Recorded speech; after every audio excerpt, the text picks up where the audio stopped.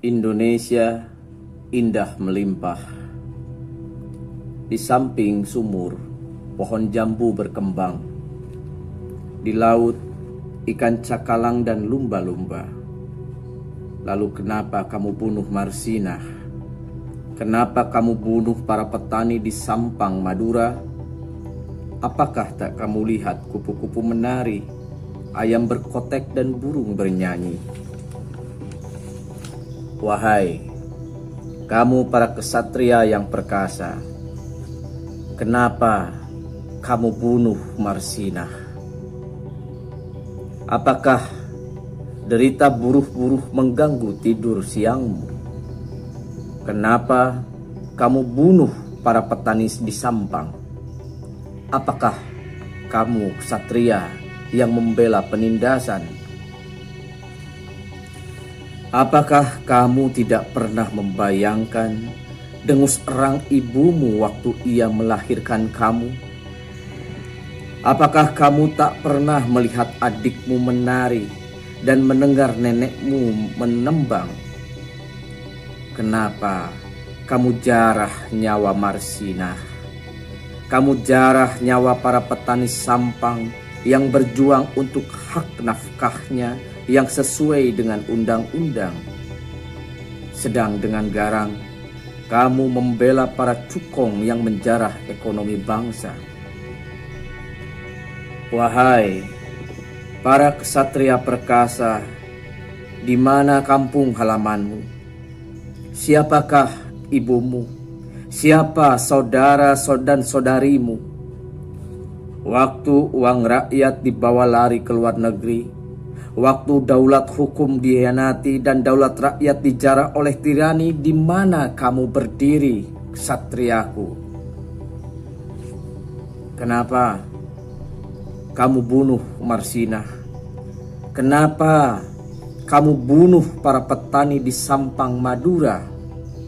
Kenapa kamu bunuh Udin, Moses, dan di Trisakti 4 orang mahasiswa?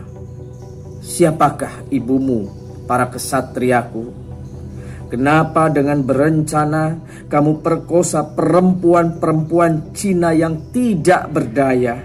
Siapakah yang melahirkan kamu, para kesatriaku? Siapakah saudara-saudarimu? Apakah ada putra-putrimu? Dan kamu, para cukong, penjara kekayaan bangsa, kamu juga biang keladi dari anarki ini. Kepada kamu aku bertanya, mentang-mentang kamu bisa beli perlindungan, apakah kamu merasa berada di atas undang-undang? Wahai candu kekuasaan, wahai bius harta kekayaan, wahai lengking mabuk nafiri kejayaan, wahai para biang keladi anarki ini, lihatlah, telah kamu lukai dengan parah sampai berdarah-darah nurani bangsamu dan juga nurani dirimu sendiri. Surabaya, 21 Juni 1998. Sobat sastra yang saya hormati, barusan saya bacakan puisi karya W.S. Rendra yang diambil dari kumpulan doa untuk anak cucu berjudul Pertanyaan Penting.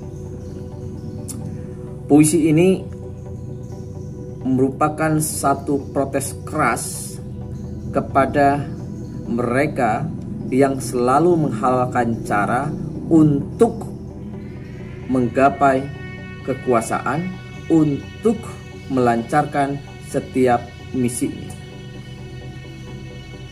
Puisi ini keras, tetapi diberikan dengan nada satir kepada para pembunuh itu dengan sebutan kesatria oleh Rendra. Tentu kata kesatria bukan hal yang biasa.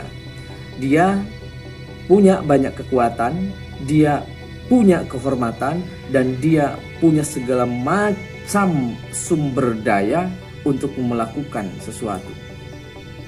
Tetapi pertanyaannya, apakah kesatria itu betul-betul membunuh atas kesadarannya sendiri, atau ada orang yang memainkannya untuk menjadi seorang eksekutor? Mengapa Marsina harus dibunuh? Seorang buruh arloji yang menyuarakan haknya. Mengapa seorang wartawan Udin harus dibunuh? Moses dan yang lain-lainnya. Juga tentang Munir, kenapa dia harus diracun di pesawat? Walaupun di dalam persidangan sudah dibuktikan bahwa pembunuhnya adalah si A, si B, dan si C. Tetapi pertanyaan itu belum selesai. Kepenasaran publik belum selesai. Mana mungkin seorang pilot yang tidak punya kaitan apapun dengan seorang Munir harus melenyapkan nyawa Munir? Atau di balik itu ada sebuah grand design besar. Nah, orang-orang yang melakukan ini layak kita sebut sebagai mafia. Karena mafia adalah satu tindakan kelompok yang terorganisasi dengan memiliki kekuatan untuk melakukan sesuai dengan keinginannya. Orang-orang yang bergerak di mafia konon kita kenal sebagai mafioso, yang memiliki arti orang-orang terhormat. Dan Satria dalam puisi Rendra juga dia adalah orang-orang terhormat. Nah, kata mafia belakangan ini juga menjadi satu perbincangan yang luar biasa di tanah air kita. Dia tidak lagi membunuh seseorang hingga keluar darahnya, tetapi dia membunuh tanpa mengeluarkan darah. Contoh, bagaimana kemudian mafia minyak, mafia gas, dan lain-lain sedang santer di bumi pertiwi ini. Banyak tuduhan ke sana kemari. Pemerintah melakukan statement A, B, dan C. Dan rupanya mafia itu ada di lingkaran mereka. Dan dalam sejarah mafia, itu sudah sangat lumrah. Bahwa mafia tidak pernah bergerak sendirian. Dia selalu dekat dengan politisi, dia selalu dekat dengan penegak hukum, dia selalu dekat dengan lingkaran kekuasaan.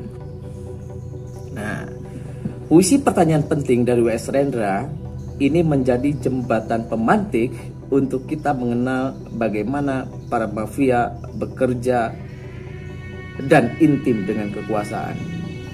Saya punya buku tahun 2010 buku ini dicetak, dan ini 12 tahun yang lalu saya baca buku ini.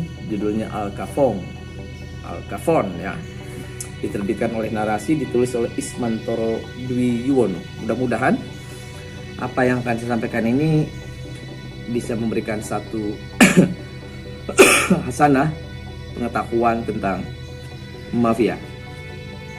Saya akan sampaikan kepada teman-teman pecinta sastra bagaimana persaingan antara mafia West Side dan North West Side, mulai dari Big James, Johnny Torrio, Al Capone, dan O'Banion, dan yang lain-lain. Oke, selamat menyaksikan.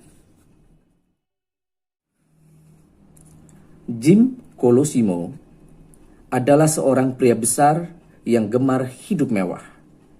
Itulah mengapa dia dipanggil dengan sebutan Big Jim. Dia juga bajingan besar, germo, pengusaha bisnis prostitusi, penyogok politisi atau aparatur negara, pemeras, dan pembunuh. Selama 2 dekade pertama di abad ke-20, dialah pemimpin dunia bisnis prostitusi di Chicago dan hidup bak raja. Big Jim adalah seorang pria yang gemar pamer, mempunyai kekuasaan terhadap kehidupan mewah dan baju-baju yang mencolok mata, serta selalu membawa pistol revolver yang bertabur mutiara. Sebagai seorang penggemar berlian, dia sering berjalan-jalan di kota itu dengan 1 atau 2 kantong penuh butiran mutiara. Bisnis prostitusi memaksa banyak gadis muda tidak berdosa masuk ke dunia prostitusi secara rutin, memperdagangkan ratusan bahkan ribuan gadis lain. Di Amerika Serikat, Kemakmuran dan kekuasaan Chicago hanya berada di bawah New York. Bahkan Chicago kemudian mendapatkan julukannya sebagai The Second City. Munculnya prohibition, larangan memperdagangkan, menyalurkan, dan mengkonsumsi minuman beralkohol atau minuman keras menjadi saksi bagaimana Chicago mengklaim tempat pertama sebagai ibu kota kejahatan, terorganisasi, dan kekerasan antar gangster, menjadi pionir munculnya kegiatan ilegal baru, berlangsung cepat dan terindustrialisasi ala Amerika Serikat yang menjadi dasar dari sindikat kejahatan nasional. Big James Colosimo menemukan dirinya dalam posisi tidak terelakkan sebagai batu penghalang kemajuan itu. Big Jim yang memiliki nama asli Giacomo Colosimo lahir 1877 di Provinsi Calabria, Italia. Italia sebelah selatan adalah wilayah dengan lingkungan yang keras dan Calabria adalah kawasan termiskin. Tahun 1880-an menjadi saksi terjadinya eksodus besar-besaran di wilayah ini dan ratusan ribu migran kemudian pindah ke Amerika Serikat. Salah satunya di tahun 1985 adalah keluarga Colosimo yang berdiam di kawasan First Ward di Chicago. Era ini adalah era yang disebut sebagai era prostitusi yang tersegrasi. Praktik memusatkan prostitusi di sebuah wilayah spesifik yang dulunya dikenal dengan nama kawasan lampu merah. Kawasan Levee punya banyak tempat semacam ini, mulai dari ribuan bordil kelas atas yang mewah sampai yang rendahan atau kelas kambing. Rumah-rumah mewah penyedia kenikmatan ini berada di puncak piramida sosial dengan rumah-rumah kelas menengah yang semakin melebar dan tempat-tempat murah yang lebih lebar di bawahnya. Mereka yang berada di bagian tengah dan bawah piramida bisa dengan mudah mati ditikam atau dengan kepala pecah dan dirampok oleh berbagai macam preman yang ada di sana. Ada yang lehernya hampir putus dan dilempar ke dalam sungai atau ditinggalkan di tengah tanah yang kosong. Yang lainnya mati dicekoki obat.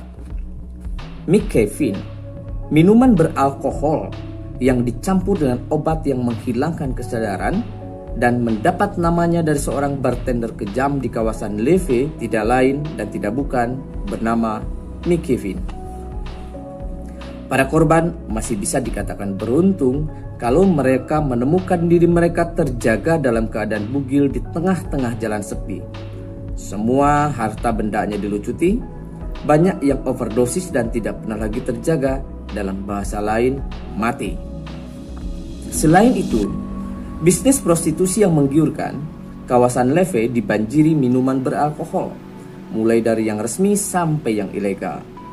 Area ini adalah magnet bagi perkumpulan karakter dunia kejahatan, penjudi, perampok, maling, pengedar barang-barang curian, preman dan pembunuh, tukang perkosa gadis sekaligus juga germo, serta mereka yang mencari dan menyediakan barang-barang ilegal. Mereka yang mencari kenikmatan besar dan kecil, memberi arus konsumen dan uang yang terus mengalir. Kelompok yang melindungi dan mendapatkan keuntungan dari bisnis prostitusi di Levee adalah tim yang terdiri dari dua anggota mafia, Michael Hinding Kena dan tangan kanannya John Bathhouse John Coughlin. Kedua orang ini bisa dan secara teratur mengirimkan banyak suara kepada para kandidat dari kedua partai politik di musim pemilihan umum. Itulah sumber kekuasaan mereka. Mereka dan teman-temannya mendapatkan banyak keuntungan dari pekerjaan haram dengan cara menggembosi pelbagai kontrak pembangunan di kota ini dan banyak proyek milik lainnya. Bisnis prostitusi, asalkan pemegang posisi politik dan para penegak hukum yang tepat sudah disogok dengan jumlah uang yang sesuai, begitulah cara mereka menjalankan bisnis. Ya, seperti itulah tempat Colosimo muda tumbuh besar. yang ketika beranjak dewasa mengamerikakan namanya menjadi James. Dia tumbuh dewasa menjadi pria gagah yang membuatnya diberi nama julukan Big Jim. Di akhir usia remajanya dia sudah membuktikan diri sebagai pencuri mahir, germo dan pelaku segala macam bisnis pemerasan yang dikenal dengan nama Black Hand. Black Hand lebih tepat disebut sebagai teknik ketimbang sebuah konspirasi kejahatan terorganisasi. Teknik ini datang dari Italia, di mana si calon korbannya menerima satu atau lebih surat, seringkali dibumbui oleh kalimat-kalimat yang sopan, mengancam calon korban serta keluarganya dengan kekerasan dan kematian jika tidak memberikan bayaran besar kepada para pemerasnya. Dan surat-surat ini biasanya tidak mencantumkan nama atau ditandatangani dengan nama palsu dan seringkali diberikan cap hitam bersimbol tangan. Dan karena itulah mereka dikenal dengan nama Black Hand. Sebuah kejahatan yang sukses di dunia lama Eropa pasti sukses ditransplantasikan di dunia baru Amerika Serikat. Surat-surat Black Hand dikirimkan oleh cecunguk-cecunguk individu atau gerombolan-gerombolan kecil. Target-target mereka adalah anggota masyarakat Amerika Serikat berdarah Italia yang menjalani hidup makmur atau paling tidak punya cukup uang yang menjadi target para bajingan ini. Usaha-usaha awal Big Jim muda ke dalam bentuk-bentuk aktivitas Black Hand pastinya tidak begitu sukses, karena dia sempat mengasingkan diri dari dunia kejahatan ini dan melakukan pekerjaan halal selama beberapa lama. Colosimo mendapat pekerjaan sebagai penyapu jalanan yang membersihkan kotoran kuda dari jalanan, sebuah pekerjaan penting di masa ketika mobil belum ditemukan. Bakatnya dalam berorganisasi tampak ketika dia mengorganisasikan para penyapu jalanan di dalam sebuah perkumpulan, di mana suara mereka bisa dia sampaikan kepada salah satu partai. Hal inilah yang membuatnya mendapat perhatian dari para maklar kekuasaan yang menandainya sebagai anak muda yang akan segera bersinar cemerlang. Sejak muda dia belajar pelajaran penting bahwa di Chicago kekuasaan berasal dari kotak suara. Seseorang yang bisa mengirimkan orang yang hidup untuk memilih langsung lebih awal seringkali menjadi alat yang berguna dan bermanfaat untuk jangka panjang. Pasangan Kenneth Coughlin memberi posisi basah kepada Big Jim sebagai anggota gangster yang bertugas mengumpulkan uang perlindungan gangster, tugas mengumpulkan bayaran dari rumah bordil. Colosimo yang karirnya semakin menanjak memutuskan sudah waktunya untuk beristri dan menikahi seorang perempuan molek bernama Victoria Moresco, sepupu dari Johnny Torrio. Usia perempuan itu ketika menikah dengan Colosimo 20 tahun lebih tua dari Colosimo dan merupakan salah satu germo rumah bordil paling terkenal di distrik itu. Tidak lama kemudian mereka menikah dan Big Jim pun melakukan tugas yang menyenangkan, yaitu mengawasi serta mengatur properti dan anak buah istrinya. Prostitusi adalah industri yang paling terdepan di First World, di mana industri ini dimanja dan diperah. Industri ini mendatangkan keuntungan yang sangat besar bagi mereka yang ada di atas dan keuntungan yang semakin kecil ketika sampai di tangan para pelacur yang melakukan pekerjaan yang sebenarnya. Ada rumah-rumah yang terkenal karena perempuan-perempuannya yang cantik-cantik, lingkungan yang mewah, dan jamuan elegan berupa champagne. Sektor tengah yang berukuran cukup besar menyuplai perempuan yang lumayan bersih di tengah lingkungan yang relatif aman dan juga tidak murahan. Di bawahnya lagi ada banyak tempat murah yang dipenuhi kriminal, tempat perhentian terakhir para pelacur yang sudah hampir tidak laku sebelum akhirnya terpelosok di dalam kubangan sosial. Kesehatan dan kebersihan hampir-hampir hal yang tidak ada dan selalu menjadi ancaman penyakit kelamin pada masa ketika kurangnya penisilin dan antibiotik lainnya membuat terjangkit penyakit kelamin sama saja dengan menerima surat kematian. Tidak hanya bagi penderita, tetapi juga bagi pasangan seksual dan anak-anaknya. Prostitusi adalah bisnis besar, sebuah industri pelayanan yang mendatangkan banyak uang melalui para pelacur yang bertindak sebagai pekerjaannya.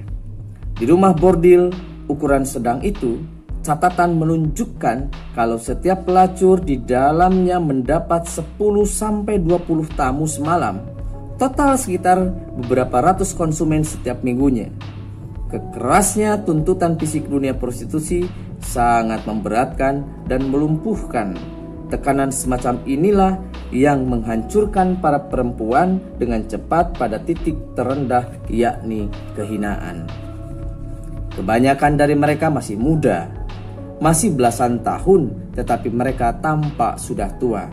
Secara umum, bahkan yang termuda dan tercantik pun akan tampak lusuh setelah 1 atau 2 tahun. Ketika wajah dan kesegaran mereka memudar, mereka diturunkan ke level yang lebih rendah yang punya volume pekerjaan yang lebih tinggi. Kemudian turun ke bagian terbawah dan termurah, dan akhirnya jalanan. Kejatuhan yang biasanya hanya membutuhkan waktu 5 tahun. Big Jim ada di jantung industri prostitusi di Leve, di mana dia berkuasa dan makmur menjaga kepentingannya dan kepentingan istrinya. Jaringan luas yang terdiri dari beberapa ratus rumah bordil dan bar, termasuk rumah bordil kelas atas yang menyandang nama istrinya Victoria. Dia mempekerjakan sepasukan tukang pukul terkuat di Midwest untuk melindungi kepentingannya itu. Dan dia merupakan salah seorang pria terbesar di Leve, seorang penyedia prostitusi dan sogokan terdepan. Tempat pertunjukan malam favoritnya adalah Colosimo's Cafe, terletak di 218 South Wabash Avenue, sebuah tempat populer di mana orang-orang kaya berdekatan dengan para penjahat dan bajingan. Big Jim berpesta pora di tempat yang kemudian dikenal sebagai tempat kongko-kongko para gangster yang menarik minat banyak orang yang berkuasa di kota ini. Dekade pertama abad ke-20 menjadi saksi berlalunya benteng pertahanan terakhir wilayah lampu merah yang dilegalkan atau paling tidak ditolerir oleh para hamba hukum ketika konsep lokalisasi seks yang terpisah mulai diperdebatkan. Sebuah persekutuan reformis, orang-orang pemerintahan yang baik, berbagai kelompok gereja, dan anggota perkumpulan perempuan melakukan tekanan politis yang cukup besar. Satu persatu, kawasan lampu merah di setiap kota ditutup dan hancur, tidak terkecuali Chicago. Hancurnya Leve pun mirip dengan bisnis lain yang kemudian bergerak di bawah tanah. Suatu hari, kawasan ini adalah kawasan yang menimbulkan keprihatinan. Hari-harinya, kawasan ini tampak seperti kota mati yang ditinggalkan oleh para penghuninya untuk menunda pembersihan besar-besaran yang akan dilakukan oleh para polisi. Germo dan pelacur melarikan diri dari tempat mereka, mengepak semua barang yang mereka miliki dan pindah ke tempat lain.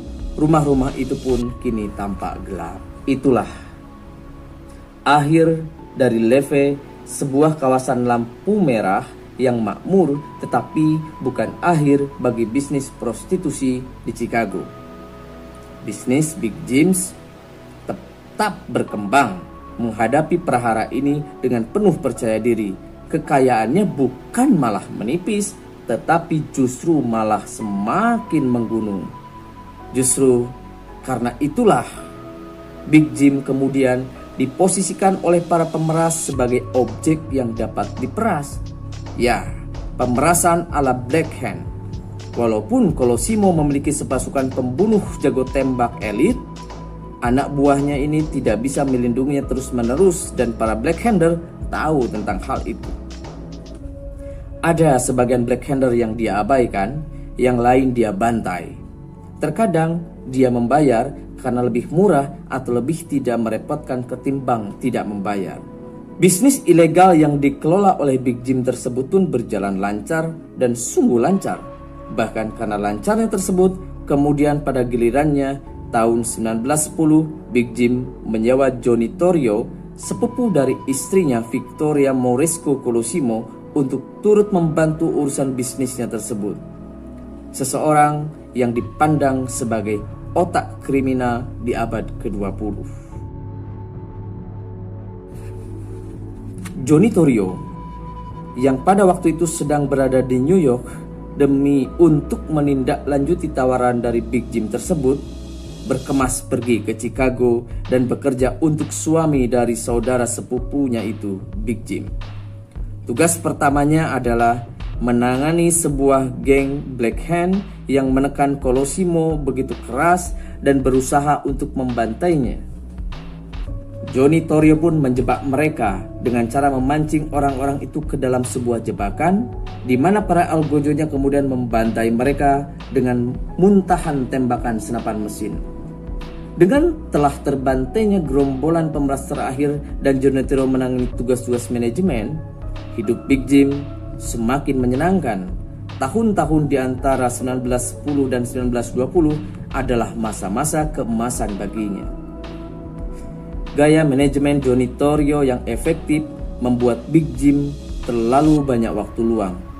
Ia pun bertemu dengan Dale Winter, seorang gadis berusia 19 tahun yang cantik dan rupawan, pada tahun 1919 yang bekerja sebagai penyanyi di salah satu klub miliknya. Colosimo jatuh cinta. Begitu jatuh cintanya Big Jim kepada gadis yang masih muda belia itu, sampai-sampai ia berkeinginan untuk menikahinya. Gayung bersambut karena rupa-rupanya si gadis Dale Winter menyambut baik niat Big Jim untuk menikahinya. Tetapi pertama-tama Big Jim harus melepaskan dulu pernikahannya dengan istri pertamanya, Victoria Moresco Colosimo. Rencana pun dibuat, Victoria diceraikan dan Colosimo dengan cepat menikahi gadis pujaan hatinya, Dale Winter. Johnny Torrio menyaksikan betul perlakuan Big Jim terhadap saudara sepupunya Victoria.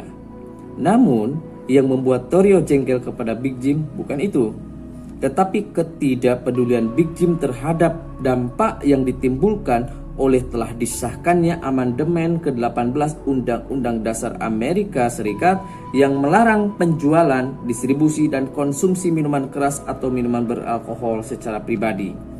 Pengesahan dan pemberlakuan dari amandemen Undang-Undang Dasar inilah yang kemudian disebut dengan istilah era pelarangan.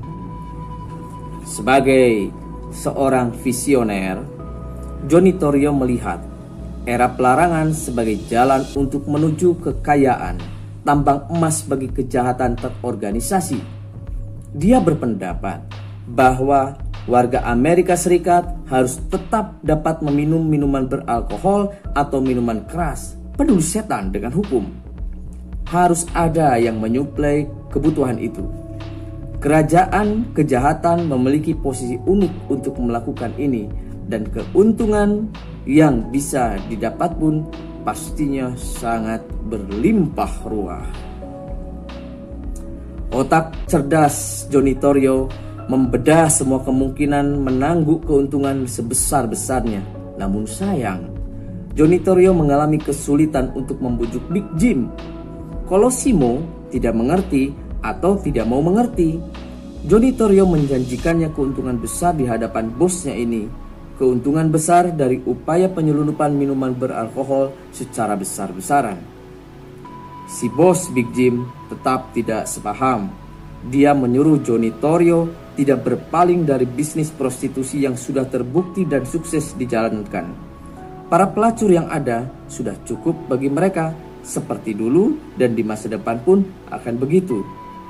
Sikap keras dari Big Jim tersebut pada gilirannya membuat Johnny Torrio frustasi. Apakah Big Jim adalah sosok tokoh yang sangat kolot dan tolol sehingga tidak mampu beradaptasi dengan waktu yang sedang berubah? Atau apakah Big Jim hatinya sudah tidak lagi ada dalam bisnis yang dia miliki. Pada awal 1920, Johnny pun meminta pertolongan dari rekannya yang pernah dikenalnya di Brooklyn, New York. Seorang bajingan bertubuh kekar, Alphonse Scarface Cafon atau Al Capone. Demi menindaklanjuti permintaan pertolongan dari mentornya Johnny Torrio, maka pada gilirannya Al Capone bersama istrinya Mae Josephine dan seorang anaknya Albert Francis Sonny Capone berkemas dan kemudian meluncur menuju Chicago untuk bekerja pada Johnny Torrio. Johnny Torrio selain memanggil Al Capone, sebenarnya juga memanggil satu orang lagi yang bertempat tinggal di Brooklyn, New York. Orang tersebut adalah Frankie Yale. Frankie Yale adalah seorang bajingan, pemeras atau pemalak yang tergabung dalam gangster Five Point di Brooklyn, New York. Sore 11 Mei 1920, Big Jim bertandang ke tempat favoritnya, Colosimo's di South Wabash Avenue. Big Jim menghabiskan waktu di sana, membicarakan menu makanan malam hari dengan sang kepala pelayan. Colosimo mengatakan kepada para kepala pelayan, ia mempunyai janji untuk melakukan pertemuan dengan seseorang di tempat ini pada pukul 4 sore. Dia tidak menyebutkan siapa tamunya itu. Sesekali Colosimo memandangi jam tangannya dan sikapnya menandakan bahwa orang yang seharusnya menemuinya terlambat datang. Kemudian Colosimo pun berjalan menuju pintu keluar, dan ketika itulah terdengar suara tembakan yang memekakan telinga. Dar! Dar! Colosimo tewas dan pembunuh melarikan diri. Pasca tewasnya Colosimo, tampuk kepemimpinan dipegang Johnny Torrio. Prestasi besar pertama Johnny Torrio sebagai bos kawasan West Side adalah melakukan negosiasi semacam perjanjian damai di kalangan geng-geng besar dengan tujuan mengurangi perang-perang perebutan wilayah yang terbuka, berdarah-darah, dan merugikan serta memaksimalkan keuntungan. Memang sulit membuat para bajingan itu mengakhiri keserakahan dan keinginan berkuasa yang ada di dalam diri mereka.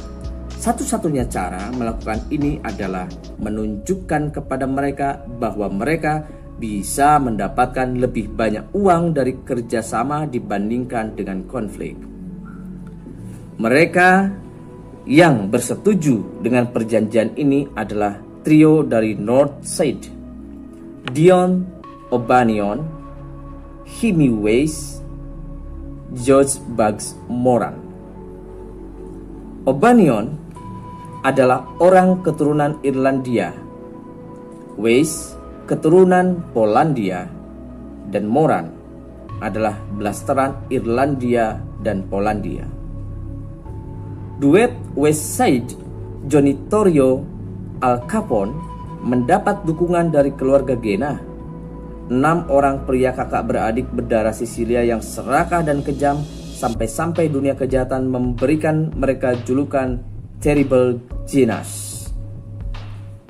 Visi Johnny Torrio terbukti tepat dan penyelundupan menjadi jalan para gangster menuju kekayaan besar. Alkohol ilegal lah yang membuat tahun 1920-an semakin semarak. Larangan alkohol justru membuat minuman keras ini semakin populer.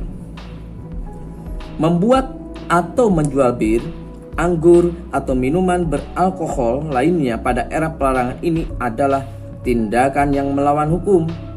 Itulah undang-undang yang ada pada saat itu di amandemen ke dalam konstitusi. Namun masih ada celah di mana-mana. Misalnya, apotek diizinkan untuk menyimpan alkohol untuk tujuan medis, tetapi apotek-apotek sebagian besar kemudian menjualnya kepada gangster dengan cara menyelundupkan. Sebagian besar minuman diselundupkan di dalam kapal atau melalui jalan darat dari Kanada dan Meksiko. Konvoi truk di bawah pengawalan penjaga bersenapan mesin menyelundupkan whisky di tengah malam buta. Hanya sedikit sekali dari whisky kelas 1 ini yang tidak dioplos ketika tiba di tangan mereka yang membeli. Kebanyakan dioplos dan dijual tidak dalam kondisi yang lagi murni untuk memaksimalkan laba. Kekerasan sangat mudah meletus dalam bisnis haram ini. Setiap pengiriman bisa menjadi target pembajakan oleh siapa saja yang cukup berani melakukannya. Para rival berusaha saling menghabisi dengan cara saling menembak. Era larangan memang tidak langsung menumbuhkan sepasukan bajingan siap pakai. Mereka sudah ada di setiap tempat, di semua kota besar dan kecil. Peradaban berganti, tetapi bajingan akan selalu ada. Penyelundupan adalah panggilan hati mereka. Perjanjian yang diusulkan oleh Johnny Torrio hanya ditaati oleh geng-geng besar saja. Perjanjian ini adalah sebuah fakta kesepakatan tidak saling serang dan mengizinkan mereka mencaplok geng-geng kecil dan mengonsolidasi kekuatan mereka sebelum memonopoli penyelundupan minuman keras di wilayah mereka masing-masing. Geng orang-orang keturunan Italia di West Side dan geng orang-orang keturunan Irlandia di North Side menjadi yang terdepan. Kedua rival ini saling uji, mencari-cari kelemahan, mencari celah dan mengeksploitasi setiap pijakan kecil di dalam wilayah kelompok lain. Pelbagai insiden pecah menjadi kekerasan dan pembunuhan menguji perjanjian yang ada, membuat perjanjian ini menjadi sebuah ketegangan tetapi tidak pernah menghancurkannya. Bos gangster Northside, Dion O'Banion, berusaha memasukkan bir ke dalam wilayah Jenna, mengungkap kekesalannya ketika diberitahu bahwa keluarga Jenna merasa tidak senang. Dia memperparah keadaan itu dengan berkata, "Persetan dengan orang-orang Sisilia." Keluarga Jenna berasal dari desa Marsala di Sisilia, seperti halnya Albert Anselmi dan John Skelis. Anselmi dan Skelis adalah pembunuh bayaran yang selalu bekerja berdua. Mereka menghadapi banyak masalah di Sisilia, jadi mereka memutuskan pindah ke Chicago, di mana mereka menjadi algojo atau eksekutor dari keluarga Jenna. Keduanya adalah dua dari beberapa pembunuh yang ditakuti di kota ini. Kecuali O'Banion. Dia terus berselisih dengan keluarga Jenna. Temannya, Mick Merlo, menggunakan pengaruhnya sebagai kepala cabang Uniwan Sicilian di Chicago untuk meyakinkan keluarga Jenna supaya tidak bertindak gegabah. Selain menyerang keluarga Jenna, O'Banion juga menakali duet Johnny Torrio dan Al Capone. Ketika itu dia mendapatkan informasi dadakan bahwa suatu tempat penyulingan minuman keras miliknya dijadwalkan akan diserbu oleh pihak kepolisian federal. Dalam keadaan seperti itu, O'Banion pun berbohong bahwa dirinya ingin pensiun dan kemudian menjual tempat penyulingannya itu dengan harga murah kepada Johnny Torrio. Posisi pada waktu itu, penyulingan telah dibeli oleh Johnny Torrio dan ketika itu pula agen FBI menggerebek rumah penyulingan tersebut. Johnny Torrio ditahan dan menghadapi pelbagai tuntutan dari para penyelidik kepolisian federal. Tidak lama setelah itu, Merlo wafat karena sakit, menghapus penghalang yang selama ini menghambat keluarga Jenna untuk bertindak. Johnny Torrio dan Al Capone bersepakat bahwa sudah saatnya O'Banion menerima ganjaran akan perbuatannya. 10 November 1924, O'Banion dibantai, ditembak mati di dalam toko bunganya sendiri. Tembakan yang menghabisi nyawanya menjadi pembuka perang geng selama 5 tahun yang meminta banyak korban di kedua belah pihak, yang puncaknya terjadi pada hari Valentine 1929. Mendengar berita bahwa O'Banion telah dihabisi, kelompok Northwest pun marah. Mereka marah, ketua mereka mati telah dibantai, dan yang paling berduka adalah tangan kanannya O'Banion, Hymie Weiss. Kelompok ini tidak buang-buang waktu dan langsung membalas.